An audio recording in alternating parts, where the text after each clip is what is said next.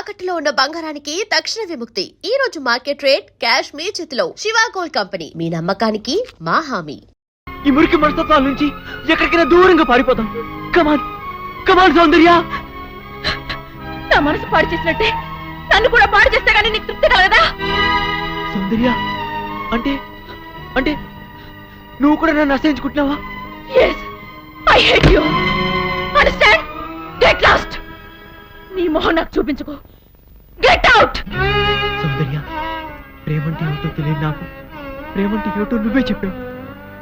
నేను జడ పదార్థానని వద్దులని నువ్వు ఎక్కించేదాన్ని గుర్తుందా? అలాంటి వాడు నేను ఓ ఆడపిల్ల పట్ల అలా ప్రవర్తించాలంటే నువ్వు ఎట్లా నమ్మావు సౌందర్య? నువ్వు నన్ను ప్రేమించకపోయినా పర్వాలేదు, కానీ నువ్వు నన్ను ద్వేషిస్తే నేను భరించలేను. ప్లీజ్ బిలీవ్ మీ, నేనే తప్పు చేయలేదు. నన్ను నమ్ము. నువ్వు నమ్మకపోతే ఇక్కడ నేను తల బద్దకొడుకుని చచ్చిపోతాను. నువ్వు చావడం కాదురా సౌందర్య, నువ్వు గెలిచలేకపోతే నేనే చంపేస్తాను. సౌందర్య, సౌందర్య, మీరు నన్ను తిట్టా కొట్టా పర్వాలేదు, ఒక్కసారి సౌందర్య నన్ను మాట్లాడండి. సౌందర్య, సౌందర్య, మరోసారి సౌందర్యతో మాట్లాడినా దాని పేరైతే నరికి పోగులు పెడతాను. నా మాట వినండి.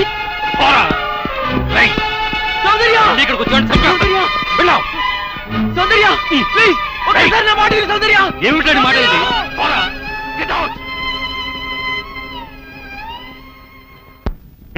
వేరే ఎదురా, వేరే ఎదురా. నీ మనవుడు వచ్చోసిన అంబోతల ఊరి మీద పడుతుంటే అదుపులో పెట్టుకోవాలని ధ్యానం ఉండక్కర్లేదా? మరోసారి మా అమ్మాయి జోలికి మీ వాడు వచ్చాడో వాడి సమయానికి దక్కేది. జాగ్రత్త.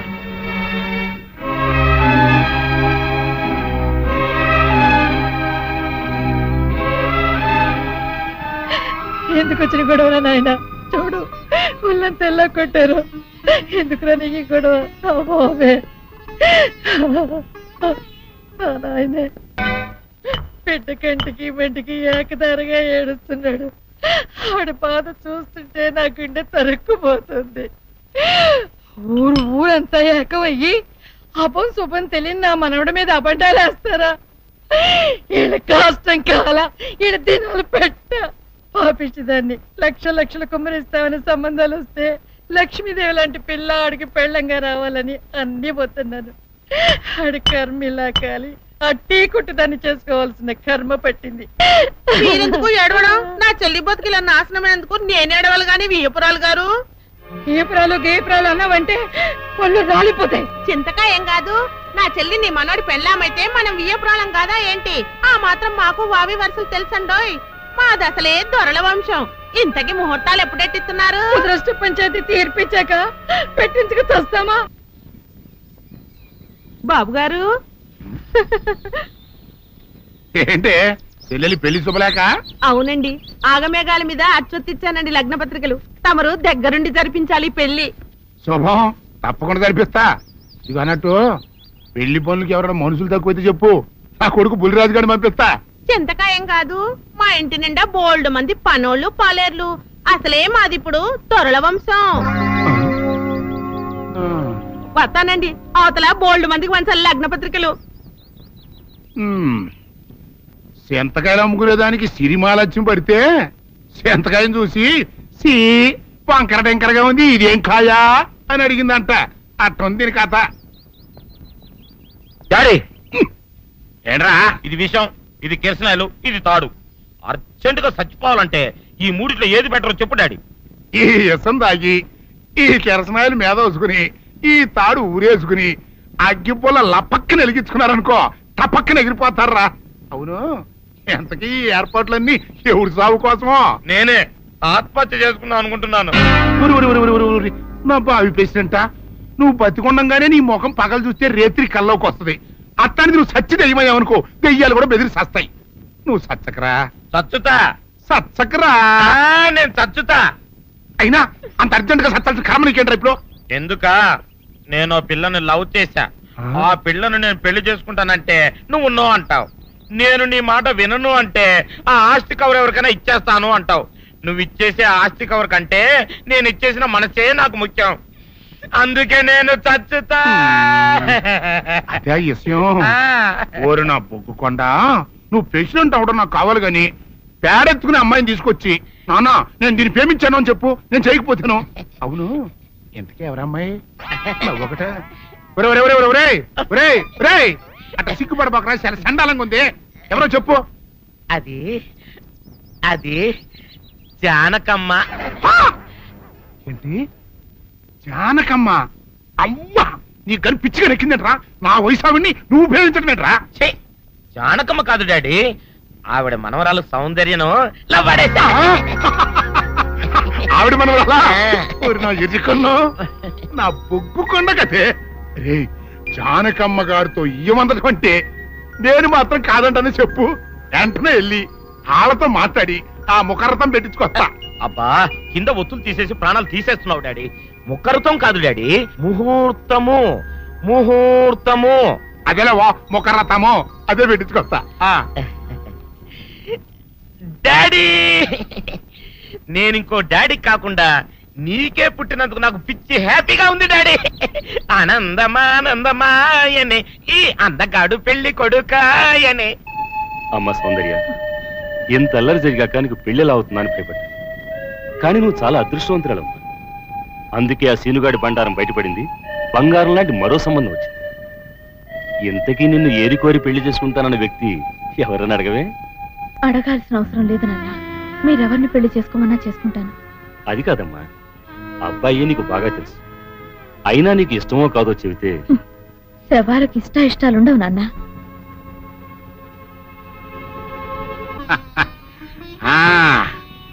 తాతబ్బాయి గారు, ఈ శుభ సమయంలో మీకు విషయం చెప్పాలండి. మా బుల్లిరాజు గారు పుట్టినప్పుడు నా గురించి డాడీ చెప్పు చెప్పు చెప్పు.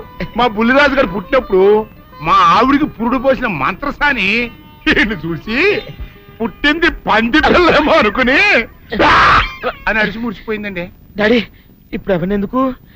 ఊరుకోవా, మన జీవితాల్లో గొప్ప ఈ చిత్రాలు జరిగినప్పుడు 10 మందికి చెప్పుకోవాలా. ఇప్పుడు మంత్రసాని మూర్చిపోయింది కదండి. ఇకపోతే మా ఆవిడ ఎట్టండి సేపుల్లే నా కొడుకుని కన్నానని బెంగపడి పురిటి స్థానం అవ్వకముందే చచ్చిపోయిందండి. డాడీ, నేను నీ కడుపున పుట్టపట్టే కదా నాకు ఈ ఫేస్ వచ్చింది. నేను ఇంకొక నాన్నకు పుట్టిన అందంగా నన్ను పుట్టుండేవాడిని. ఇక చూడు, కాకి పిల్ల కాకి ముద్దురా. నీ మొహం ఎప్పుడు నాకు ముద్దొత్తనే ఉంటుందిరా కన్నా. ఇకపోతే మా ఆవిడ చచ్చిపోయింది కదండి. ఈయన్ని ఎత్తుకోవడానికి వచ్చిన పని పిల్లలండి ఈయన చూసి దడుచుకుని పరుగో పారిపోయేవారండి.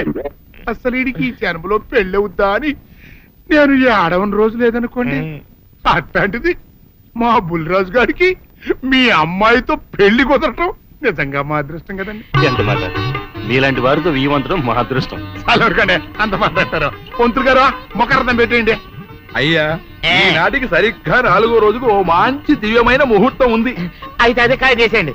ఏం డాడీ? అట్లాగే ఏమండే, మా ఓడికి పెళ్లి ఖాయమైతే మా నూరు దేవాలయంలో దేవుడికి అభిషేకం చేయిస్తానని మొక్కుకున్నానంటే ఆ అభిషేకం ఇలా జరిపిస్తున్నాను. మీరందరూ పెళ్లి కూతురు తీసుకుని తప్పకుండా రావాలి. అమ్మో జానకమ్మ, నువ్వు కూడా తప్పకుండా రావాలి. ఎంత మాట, తప్పకుండా వస్తాను. తగినమ్మా, వస్తామండి. వస్తానండి. మంచిదే. నిజమా? తాంబూలాలు కూడా పుచ్చుకున్నారు. ఏమిటాను అనేది? నేను ఆ రోజే చెప్పాను, ఇదంతా బుల్లిరాజు బని కుట్ర అని. అంటే అంటే బుల్లిరాజుని పెళ్లి చేసుకోవడానికి సౌందర్య ఒప్పుకుందా? ఒప్పుకుందో, ఒప్పించారు. 4 రోజులు పెళ్లి జరిగిపోతుంది.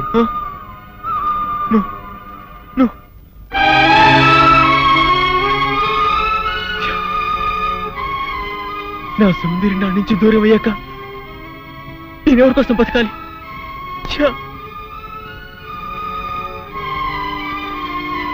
సౌందర్య నీకు దక్కాలంటే నువ్వు వెంటనే అమ్మాయి మళ్ళీ తాళి కట్టాలి.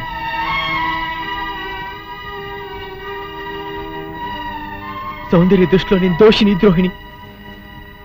నా చేత తాళి కట్టించుకోవడానికి ఎందుకు ఒప్పుకుంటుందిరా? ఒప్పుకోపోయినా ఆనందం సరే తాళి కట్టేది. లేకపోతే రేపు నిర్దోషం నిరూపించి పడినా అప్పటికి సౌందర్యకి బుల్లిరాజుతో పెళ్ళైపోతుంది గనక సౌందర్య అంతా పశ్చాత్తాపడినా నువ్వు ఎంత ఏడ్చినా ఏమి ప్రయోజనం ఉండదు. అవును రామా, వీడు చెప్పింది కరెక్ట్. నువ్వు ఇంకేం ఆలోచించుకో, పదా. మామా, పెద్దరాజు ఇప్పుడు గుళ్ళు అభిషేకం చేస్తున్నాడు, సౌందర్యం కూడా అక్కడే ఉంది. ఇదే మంచి అవకాశం, గుళ్ళు అందరి ముందు తాళి కట్టే. నీ వెనక మేము అందరూ ఉన్నాం, ఏం జరిగినా చూసుకుంటాను. నువ్వు పదరా. ఓం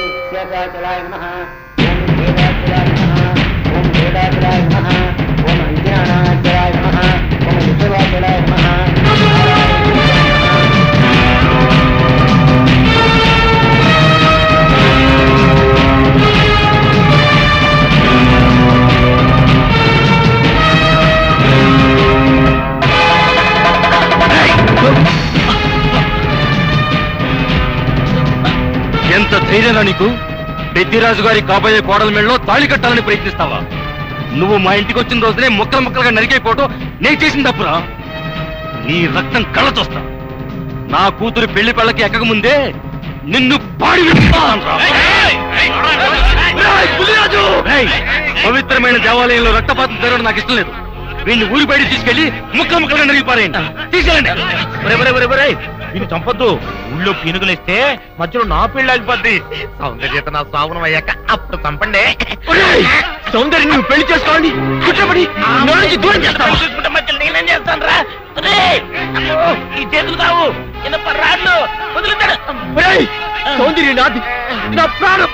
నువ్వు పండిన పన్నాగం వల్ల నా మీద అనుమానం, ద్వేషంతో నిన్ను పెళ్లి చేసుకోవడానికి ఒప్పుకుంది, కానీ నీ మీద ప్రేమతో కాదు. సౌందర్యం పెళ్లి చేసుకునే ఆలోచన మానుకో, లేకపోతే నా చేతులు చేస్తావు. పెద్దిరాజు గారు, ఇక్కడంత ఘోరం జరుగుతుంటే చూస్తూ ఊరుకుంటారేంటండి? ఇవాళ ఇంత పని చేసిన వాడు రేపు పెళ్లిలో ఎంత అఘాయిత్యం చేయడానికైనా వెనకాడ్డు. వీడి ఊళ్ళో ఉంటే నా మనవరాలి పెళ్లి జరగనివ్వడు.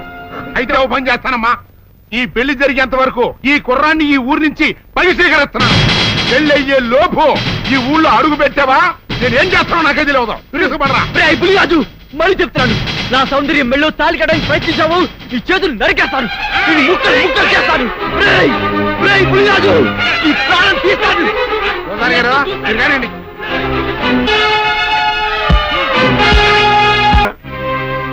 నీకు తృప్తిగా ఉందా? నా మనవడు ఊళ్ళో ఉంటే నీ మనవరాలకు పెళ్లి కాదని వాడిని ఊళ్ళోంచి బయటికి గెట్టేయమని సలహా ఇస్తావా? ఆనాడు నా తల్లిదండ్రుల్ని చంపుకోలేక నా ప్రేమను చంపుకొని నిన్ను పెళ్లి చేసుకోలేదు. ఆ కక్ష మనసులో పెట్టుకుని నీ మనవరాల్ని నా మనవడి మీద గుసుకొల్పి వాడిని ప్రేమలో దించి వాడి మనసు ముక్కలు చేస్తావా? అందుకే చాలగా వాడిని ఊళ్ళోంచి గెంటిస్తావా? వీరుడు నోరు పోయి. నా పేరు వీరయ్య దొర. పెళ్లి పెటాకులు కాని నీకు, పిల్లా జల్లాలేని నీకు కడుపు తీపి గురించి ఏం తెలుసు?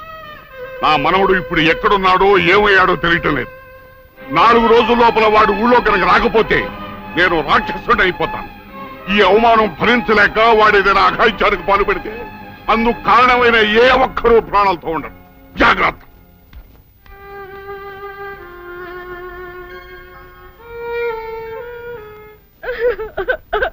అక్క, ఏంటే ఏమైందే? సీనుబాబుని ఊళ్ళో నుంచి ఎల్లగొట్టారక్క. ఆ విషయము నేను విన్నాను. అంత మాత్రం దానికి ఏడుస్తూ కూకోవాలంటే ఎరిమోహమా? సీనుబాబు 4 రోజులు ఊర్లో లేకపోవడం మనకే మంచిది. ఊర్లో ఉన్నాడనుకో, లటుక్కున ఏదో ఒక రోజు జానకమ్మ మనవరాలి మెళ్ళో తాళి కట్టేస్తాడు. ఇప్పుడు అసలు భయమే లేదు. ఒకవేళ 4 రోజుల తర్వాత తిరిగి రాకపోతే ఉలిపై పొట్టేం కాదు, రాకెక్కడికి పోతాడు? నువ్వు ఏడుతూ కూకోమాక, మంది ఇప్పుడు దొరల వంశం.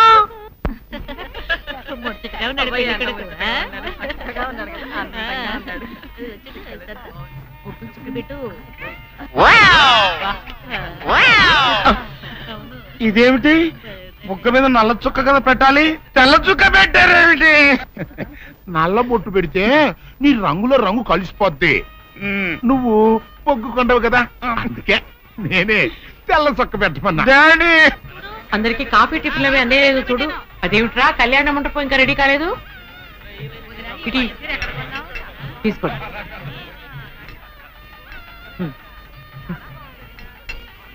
ఎంతైనా జానకమ్మే దగ్గరుండి అన్ని పనులు స్వయంగా చూసుకుంటది.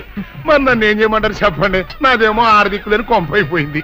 మన ఇంట్లో పనులు మనం చేసుకుంటే తప్పే ఉందండి. ఏంటో ఆ సీనుబాబు గుళ్ళో గొడవ చేయకుండా ఉంటే ఈ ముహూర్తానికి మా పిల్ల పెళ్లి కూడా ఇంటేది. ఈ ముహూర్తానికి ఎందుకులేండి, మాది అసలే దొరల వంశం. పొట్లకేం కాదు. అమ్మా సుందరి, అమ్మా సుందరి. ఏంటమ్మా ఏమైంది? ఏమోనండి, ఉన్నట్టుండి కళ్ళు తిరిగి పడిపోయింది. సుందరి, అమ్మా సుందరి. రండి పాపం, ఉన్నట్టుండి పిల్ల కింద పడిపోయిందండి. మీరు చూడండి.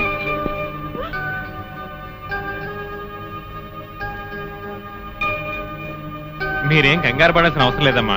అమ్మాయి నెల తప్పింది. నెల తప్పడం ఏమిటండి? మీరేదో పొరపాటు పడి ఉంటారు. సరిగా చూడండి. పొరపాటు ఏం లేదమ్మా, అమ్మాయి గర్భవతి, 3వ నెల. అదెట్ట కుదురుతుంది తాతగారు? ఆ సీనుగాడు పాప ఈ పిల్లని బలత్కారం చేసి 4 రోజులు కూడా కాలేదు, అప్పుడే 3వ నెల అట్ట వస్తే? అది డాక్టర్ గారిని అడగాల్సిన ప్రశ్న కాదండి, అమ్మాయిని అడగాల్సిన ప్రశ్న. ఏమే సుకుమారి, ఏంటిదంతా? నాకేం తెలీదు. తెలీదు. మీరెవరు నాకు కందులు పెట్టినట్టే నేను మీకు రహస్యం చెప్తా. సుందరి కడుపులో ఉన్న బిడ్డకు తండ్రి నేనే. ఏంట్రా నువ్వు చెప్పేది? ఆపండి, ఇదంతా అబద్ధం. వీళ్ళు చెప్పేదంతా పచ్చి అబద్ధం. నాకెవరితోనూ సంబంధం లేదు. నేను కన్న పిల్లనే. ఊరుకోవే. ఆ వేరేతోన్న మనోడు నిన్ను బలాత్కారం చేసిన తర్వాత కూడా నువ్వు కన్నెపిల్లవి ఎలా అవుతావు? వీళ్ళంతా చెబుతున్నది నిజమే అయితే నువ్వు ఆడపిల్లవే గాని కన్నె పిల్లవెలా అవుతావు? కాదు, నేను కన్న పిల్లనే. నన్ను సీనుబాబు పాడు చేయలేదు. ఏంటి సీనుబాబు నిన్ను పాడు చేయలేదా? మరి అతనే నిన్ను బలాత్కారం చేశారని అయ్యాల పంచాయతీలో ఎందుకు అబద్ధం చెప్పావు? సీనుబాబుని నేను ప్రేమించాను, కానీ సీనుబాబు సౌందర్యని ప్రేమిస్తున్నాడు. సీనుబాబు నాకు కాకుండా పోయాడు అనుకున్న బాధతో నేను చచ్చిపోబోతే, సీనుబాబు నీకు దక్కాలంటే నేను చెప్పినట్టు నాటకం ఆడమంది మా అక్క. అంతేగాని నేను చెడిపోయిన దాన్ని కాదు. సీనుబాబు నన్ను పాడు చేయలేదు. అసలు నేనే తప్పు చేయలేదు. అబద్ధం. దాని మాటలేదు నమ్మకండి. కళ్ళు తిరిగి పడిపోవడంతో ఏదేదో మాట్లాడుతుంది. నోరు ముయ్ ముయ్యమై నీ కప్పనోరు. దాని